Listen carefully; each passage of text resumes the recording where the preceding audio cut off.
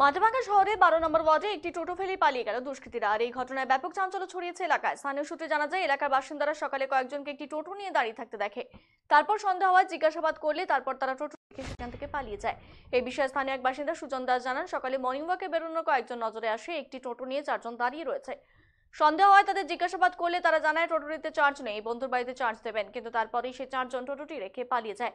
তবে বেশ কিছুক্ষণ ধরে টোটোটি পড়ে থাকায় এবং কেউ না আসায় তারা মাথাভাঙ্গা থানায় খবর দেন। পরে মাথাভাঙ্গা থানা পুলিশ এসে টোটোটিকে উদ্ধার করে থানায় নিয়ে আসে। পাশাপাশি টোটোটি কার কোথা থেকে চুরি করে নিয়ে আসা হয়েছে বলে আশঙ্কা।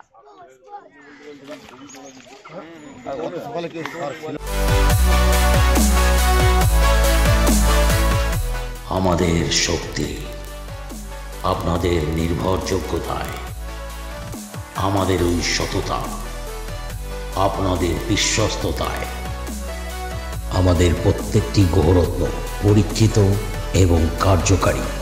স্বর্ণ শিল্পের শিল্পী Dutta jewellers, PS road, hotel BDA lane, Cooch Behar.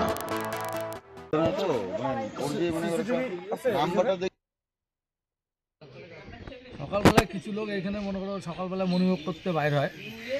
বাইর হওয়ার পরে তাদের চোখে একটা টোটো নজরে আসে। আসার পরে 4 জনকে আটক করে তাদেরকে জিজ্ঞাসাবাদ করে যে টোটোটা কোথার থেকে আনলা। টোটোটাকে চার্জ নেই, আমাদের এখানে একদম রিলেটিভের বাড়ি আছে, তার বাড়িতে চার্জে দেবো বইলা পিছন দিকে গেছে, মানে ফরেস্টার পিছন দিকে যায়, ওদিকে 4 জনে হাওয়া ভাগলো।